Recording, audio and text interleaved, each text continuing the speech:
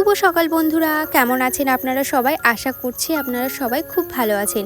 রূপকথার নতুন একটি ব্লগে আপনাদেরকে অনেক স্বাগত জানাই। আজকের দিনটা খুবই স্পেশাল, তার কারণটা আমি আপনাদেরকে একটু পরে বলছি। তার আগে সংসারের যা টুকিটাকি কাজ আছে সেগুলোকে কমপ্লিট করে নিচ্ছি। 10টার মধ্যেই আমার সংসারের কাজগুলোকে কমপ্লিট করতে হবে, শুধু রান্নাবান্নাটা শাশুড়ি মা করবেন। এখানে যে গাছগুলো ছিল সেই গাছগুলোকে ভাবলাম এই সাইডটাতে রেখে দেই, যেহেতু এই সাইডটাতে অনেকক্ষণ রোদ থাকে আর আমি যেহেতু বাড়ি থাকবো না, আর এই দিকে জানালাটাও খোলা থাকে, গাছগুলো আলো বাতাস সবই পাবে। তারপরে অফিস রুমটাকেও ক্লিন করে নিচ্ছি, যেহেতু হাজব্যান্ড আজকে কাজে বসবে। আজকে গুড ফ্রাইডে, তবুও আমার হাজব্যান্ডদের অফিস থেকে ছুটি দেয়নি।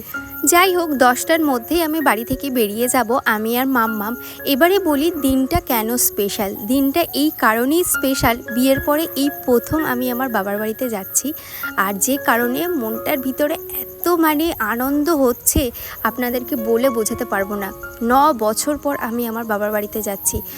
এই এতটা বছর আমি যে কিভাবে ছিলাম সেটা শুধুমাত্র আমি জানি। এবারে আপনারা অনেকেই জানতে চাইবেন যে কেন তুমি 9টা বছর বাবার বাড়িতে যাওনি। তার একটাই কারণ হচ্ছে আমার বাবা বাইরে কাজ করতো, আর পারিবারিক কিছু অশান্তির কারণে মা থাকতো ভাড়া বাড়িতে, যে কারণে আমার এই জন্মভিটেতে বিয়ের পর থেকে আর আসাই হয়নি। তবে বাবা এখন বাড়িতে চলে এসছে, সেজন্য মাও চলে এসছে, যে কারণে আমি আমার বাবার বাড়িতে যেতে পারবো 9টা বছর পর, যেখানে আমি ছোট থেকে বড় হয়েছি। আমার লেখাপড়া, আমার স্কুল লাইফ সমস্তটাই ওই বাড়িটাতে জুড়ে। নিজের বাড়ির মতন শান্তি কিন্তু কোথাও নেই। কোনো আত্মীয়র বাড়িতে কিন্তু বাবার বাড়ির মতন শান্তি আপনারা খুঁজে পাবেন না, আমি তো পাই না। সেই জন্য বিয়ের পর আমি মাম্মামকে নিয়ে যাচ্ছি বাবার বাড়িতে। ভীষণ মজা করব। ওখানে দাদা বৌদি আছে, মা আছে, মায়ের সাথেও অনেক দিন দেখা হয় না। আমার এই ব্লগ চ্যানেল খোলার পর থেকে আমার মাকেও কিন্তু আপনাদের সাথে দেখা করিয়ে দেইনি, আমার পরিবারের সাথে আমি কিন্তু দেখা করিয়ে দেইনি। তবে আজকে আমি আপনাদের সবার সাথে দেখা করিয়ে দেব। আমার পুরো গ্রামটা, আমার বাড়িটা সবটাই আপনাদের সাথে শেয়ার করব। আর কখন আমি যাব সেই জন্য যত তাড়াতাড়ি হোক আমি কাজগুলোকে শেষ করার চেষ্টা করছি। তবে আমার যা টুকিটাকি কাজ আছে সেগুলোকে কমপ্লিট করে রাখছি। হাজব্যান্ডকে বলে যাব মাঝে মধ্যে গাছগুলোকে জল দিতে। আমি একটু জল দিয়ে দিলাম। তারপরে খেয়ে নেব চাটা খাবো, আর মাম্মামকে খাওয়াবো দুধ। সেই জন্য ভাবলাম আগে চাটা বসিয়ে দিই। আমি স্নান করে যাব, আর মাম্মাম কিন্তু দিদুনের বাড়িতে গিয়ে স্নান করবে।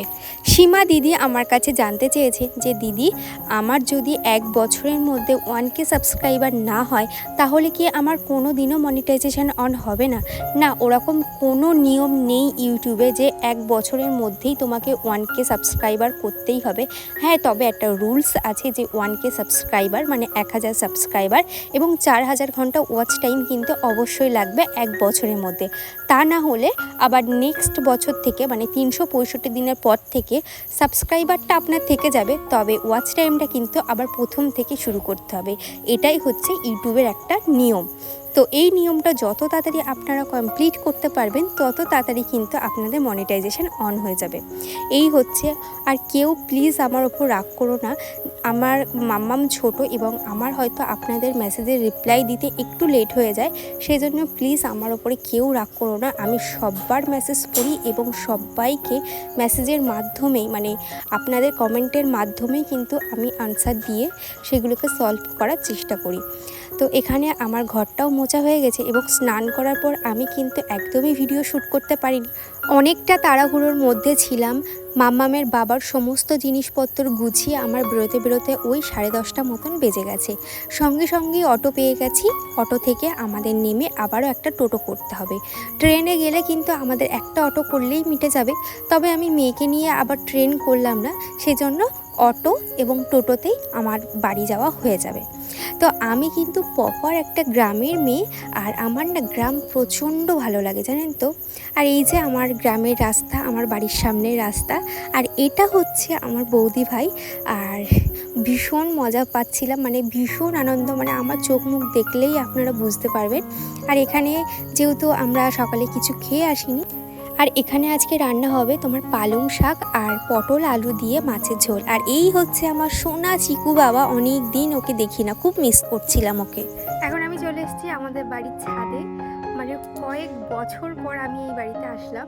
আর এখানে দেখাচ্ছি, এই যে বৌদি চালটা এখানে রোদে দিয়েছে।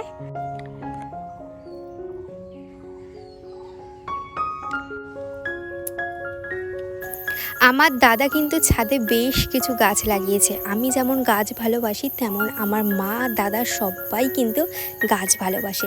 দেখুন এখানে কত কুমড়ো গাছ করেছে, আর এই কুমড়ো গাছটাতে মানে অনেকটাই বেড়েছে, অনেকটাই বড় হয়েছে। আর এখানে স্ট্রবেরি গাছও করেছে, এই দেখুন ছোট ছোট স্ট্রবেরি ধরেছে, এইটার থেকে এইটা বেশি পেকেছে। তো মাম্মাম স্ট্রবেরি দেখলে তো নিজেকে সামলাতেই পারে না, তো মাম্মামকে ভাবছি বিকেলে দেবো। আর ওই যে সামনে হচ্ছে রাস্তা। আর এখানে আমি চিকুকে নিয়ে একটু টাইম কাটাচ্ছিলাম, অনেক দিন পর চিকুকে দেখলাম। আর এখানে নিয়ে এসছে মা চিংড়ি মাছ। আমি যেহেতু চিংড়ি মাছ খেতে ভালোবাসি, এমনকি মাম্মামও না ভীষণ ভালোবাসে চিংড়ি মাছ খেতে, জানেন তো। সেই জন্য এখানে চিংড়ি মাছ আনা হয়েছে, আর তোমার চুনো মাছ আনা হয়েছে। মাকে বলেছি মোরলা মাছ ভাজা করতে, গরম ভাত দিয়ে পেঁয়াজ সর্ষের তেল দিয়ে মাখতে। আর এখানে বৌদি শাকটা রান্না করে নিচ্ছে। আর আমাদের তুলসী মন্দিরটা আপনাদেরকে দেখাচ্ছি। এইটা হচ্ছে আমাদের তুলসী মন্দির। আগে তো বড় ছিল, এখন অনেকটাই ভেঙে গেছে।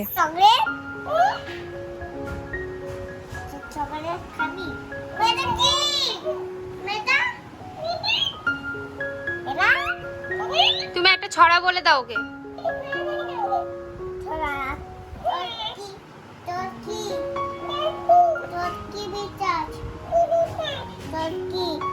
দিদি বেচাচ তোর কেমন আছে তুই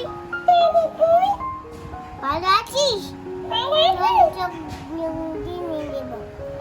আমি যেহেতু পকোড়া খেতে ভালোবাসি সেই জন্য মা চিকেন নিয়ে এসেছিলো। আর এখানে বৌদি চিকেনগুলোকে ছোট ছোট করে কেটে নিচ্ছে। এখানে দুটো লেবুও কেটে নিয়েছে। এখন চিকেনের মধ্যে দিয়ে দেবে তোমার কর্নফ্লাওয়ার আর দিয়ে দেবে লেবু। আজকের তোমার চিকেন পকোড়াটা কিভাবে করে সেই রেসিপিটা আপনাদের সাথে অবশ্যই শেয়ার করব। তার সাথে শেয়ার করব আমার বাড়ির চারিপাশটা কেমন সেটাও।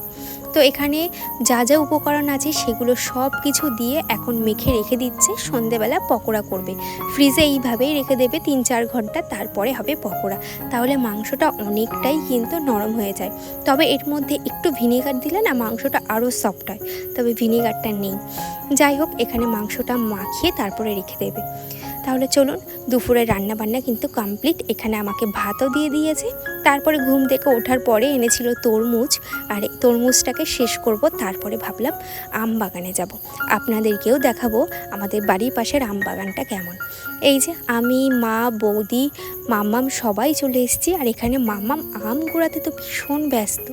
আর এটা হচ্ছে আমাদের আম বাগান। 9 বছর পর এসে আমি তো অর্ধেক মানুষকে চিনতেই পারছিলাম না, কিন্তু যারাই আমাকে দেখছে তারাই বলছে যে আমি কেমন আছি, আমার মেয়ে কেমন আছে। যাই হোক এখন আমি চলে এসেছি মাঠে। আর এই সাইডে যে খেজুর গাছটা আছে না, এটা হচ্ছে চড়কের সময় মানে কুমিরে কাটা করতে কাজে লাগে। আমাদের এই বাপের বাড়ির গ্রামে প্রচুর আম বাগান আর সাইডে মাঠ। তো আমরা ছোটোবেলায় এখানেই খেলাধুলো করতাম। ওই যে মা আর মাম্মাম রয়েছে, মাম্মাম তো আম কুড়িয়ে একেবারে হুড়িয়ে দিচ্ছে। এই যে, আর এটা হচ্ছে ভাটুই ফুল। অনেক দিন পরে দেখলাম, জানেন তো। আমার শ্বশুরবাড়ির এলাকাতে বা পাড়াতে তো আমি তো বেরোই না, আর কোনো দিন আমার শ্বশুরবাড়ির এলাকার মাঠেও যাইনি। তবে সামনে একটা মাঠ আছে, সর্ষে ক্ষেত হয়, তো ওইটাই আমি রাস্তা দিয়ে দেখতাম। আর এইটা হচ্ছে নতুন পুকুর। ছোটোবেলায় মা আমাকে এই পুকুরেই স্নান করাতে নিয়ে আসতো। এই পুকুরের অনেক কাহিনী আছে, আপনাদের সাথে অন্য কোনো ব্লগে বলবো। মাম্মাম গাছে উঠবে বলছিল, সেই জন্য মাম্মামকে গাছে তোলার একটা চেষ্টা চলছিল এখানে। যাই হোক মাম্মাম কিন্তু খোলামেলা পরিবেশে এসে ভীষণ আনন্দ পাচ্ছে। সবসময় তো ঘরের ভিতরেই থাকে। আর এখানে মাম্মাম কিন্তু টিভি দেখছে। মাম্মামের খাওয়া হয়ে গেছে। আর এখানে বৌদি আমাকে করে দিল চা খাওয়ার পরে গরম গরম এখন ভাজা হবে পকোড়া খাবো। তারপরেই কিন্তু মাম্মামকে খাওয়াবো। এখন পকোড়া করছে, এখন বাজে কিন্তু ওই 8টা মতন। আর মাম্মাম যেহেতু একটু নতুন জায়গায় এসে ঘ্যান ঘ্যান করছে, সেই জন্য ভাবলাম ওকে তাড়াতাড়ি খাইয়ে দেবো। তাহলে চলুন, এই যে এখানে মাম্মাম বসে খাচ্ছে। আজকের মতন ব্লগটা এত দূরই, দেখা হচ্ছে নেক্সট ব্লগে। টাটা।